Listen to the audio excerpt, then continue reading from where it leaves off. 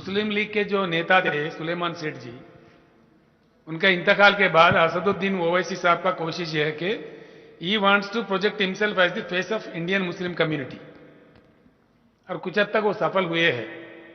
सिवाय इसके मैं नहीं समझता कि उसका कोई एजेंडा है, उसका कोई दूसरा एजेंडा नहीं है। वो इंडियन मुस्लिम फेस का एक शक्ल बनना चाहता है, उसमें कोशिश कर रहे हैं। हमारा भाई है, हमारा पार्टी है, हमको नाज है। मुत्तहिदा आंध्र प्रदेश में भी एक पार्टी को बचाए रखने वाला एक सिपाही है, वो भी। समझा आपने? हम जो भी बोलते बराबर बोलते, डटकर बोलते, उल्टो पलटा नहीं बोलते। किसको सपोर्ट करना चाहिए? वो खुद लड़ रहे हैं। बिहार में गया भाई, 5-6 सीट मिला उनको। महाराष्ट्र में लड़ा, 2-4 सीट मिला। हमारा भाई अगर देश में कोई चमक रहा है तो चमकने दो, क्या गलती है इसमें?